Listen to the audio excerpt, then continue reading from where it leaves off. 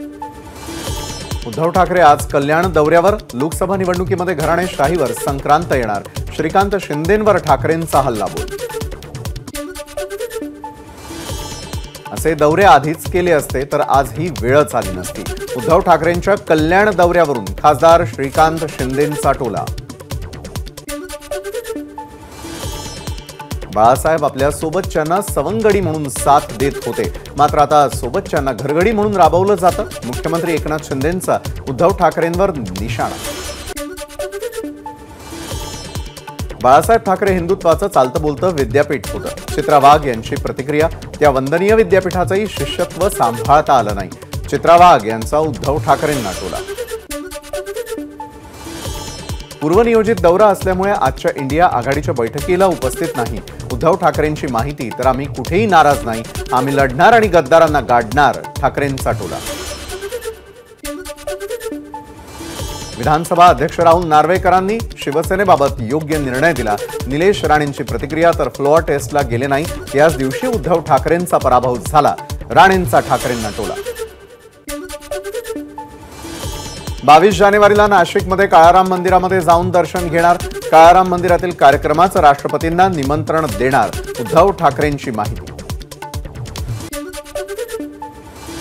काँग्रेसचे मिलिंद देवरा मुख्यमंत्री शिंदेंच्या संपर्कात. दक्षिण मुंबईवर ठाकरे गटानं दावा केल्यानं मिलिंद देवरा नाराज असल्याची माहिती. मिलिंद देवरांच्या शिवसेना प्रवेशाच्या चर्चांचं काँग्रेसचे ज्येष्ठ नेते सुशीलकुमार शिंदेंकडून खंडन. अजून तसा काहीच निर्णय झालेला नाही. सुशीलकुमार शिंदे यांचं वक्तव्य. मिलिंद देवरा शिंदे गटामध्ये प्रवेश करणार ही केवळ विरोधकांनी पसरवलेली अफवा. देवरांच्या शिवसेना प्रवेशाच्या चर्चांवर प्रणिती शिंदेंची प्रतिक्रिया. मिलिंद देवरांसारख्या नेत्याची मुख्यमंत्री शिंदेंना साथ मिळाल्यास मुंबईमध्ये शिवसेना भक्कम होईल. उदय सामंतांचं वक्तव्य. तर मिलिंद देवरांची इच्छा असेल तर त्यांनी शिवसेनेमध्ये प्रवेश करावा. सामंतांची प्रतिक्रिया. 2013 साली उद्धव ठाकरे पक्षप्रमुख झाले तेव्हा नार्वेकर उपस्थित होते. खासदार अरविंद सावंत यांच्याकडून राहुल नार्वेकरांविरोधात पुरावा सादर. रत्नागिरी सिंधुदुर्ग लोकसभा मतदारसंघावर शिवसेना आणि भाजपनं मागणी केली तर त्यात गैर काय? निलेश राणेंचा सवाल. तर रत्नागिरी सिंधुदुर्ग जिल्ह्यात भाजपची ताकद जास्त. राणेंची प्रतिक्रिया. बीडमध्ये आज ओबीसी महाएल्गार सभा. ओबीसी नेते आणि मंत्री छगन भुजबळ उपस्थित राहणार. मी येतोय, तुम्हीही नक्की या. भुजबळांचं व्हिडिओद्वारे आवाहन. ओबीसींना आरक्षण वर्ष 2 वर्षात मिळालं नाही. आरक्षणासाठी नेहरूंच्या काळापासून प्रयत्न सुरू होते. मंत्री भुजबळांचा जरांगेंना टोला.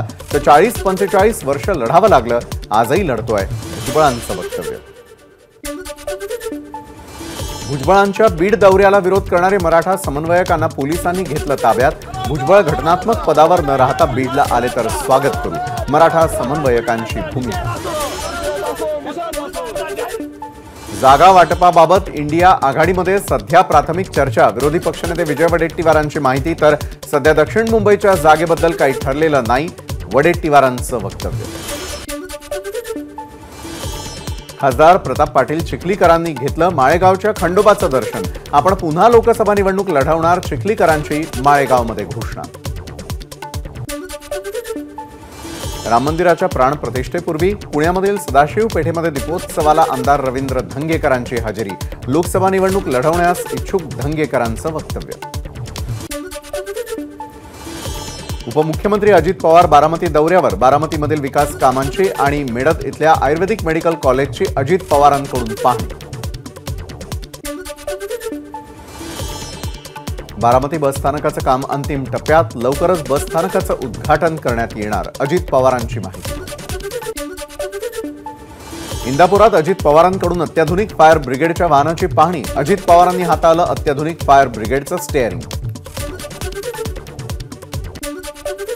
संत निवृत्तीनाथ महाराजांच्या समाधीची औरंगजेबाच्या कबरीशी तुलना करणं. अजित पवार गटाच्या अधिकाऱ्यांच्या अंगलट. ऑडिओ क्लिप व्हायरल होताच गुन्हा दाखल.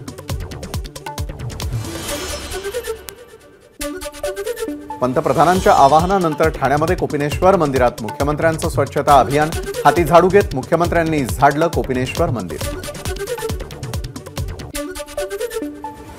केंद्रीय मंत्री ज्योतिरादित्य शिंदेनी कोल्हापूरच्या कागलमधील विठ्ठल रुक्मिणीचं घेतलं दर्शन। यावेळी ज्योतिरादित्य शिंदेनी केली विठ्ठल रुक्मिणी मंदिराची स्वच्छता।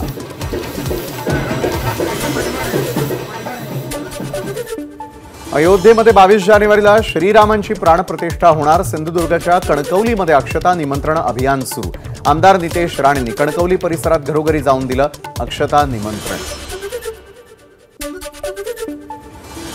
पंतप्रधान नरेंद्र मोदींनी नाशिकच्या मंदिरामध्ये स्वच्छतेचा संदेश दिला। मात्र कांदा उत्पादक शेतकऱ्यांच्या अपेक्षेवर बोळा फिरवला। खासदार अमोल कोल्हेंची पंतप्रधान नरेंद्र मोदींवर टीका। रत्नागिरीमध्ये उदय सामंत आणि विनायक राऊत यांची भेट। शासकीय विश्रामगृहामध्ये मंत्री सामंत यांची खासदार विनायक राऊतांशी चर्चा। सुनील केदार यांनी रॅलीमध्ये वापरलेली कार पोलिसांकडून जप्त। जामीन मिळाल्यानंतर रॅली काढून सुनील केदार यांनी केलं होतं शक्ती प्रदर्शन।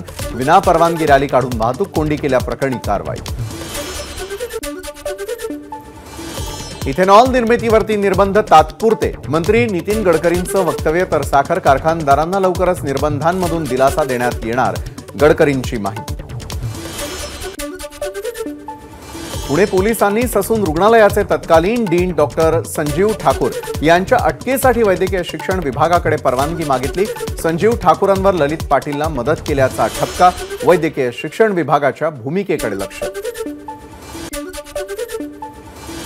चीननंतर म्यानमारच्या सैनिकांची भारतात घुसखोरी। मात्र पंतप्रधान नरेंद्र मोदी रोड शो करण्यात व्यस्त। सामनातून मोदींवर निशाणा। पंतप्रधान नरेंद्र मोदी चीननं रचलेल्या सापळ्यात फसले। प्रकाश आंबेडकरांची मोदींवर टीका। तर मोदींनी मालदीव विरोधात बहिष्कार मोहीम सुरू केल्यामुळे संपूर्ण देश चीनच्या सापळ्यात अडकला। आंबेडकरांची प्रतिक्रिया।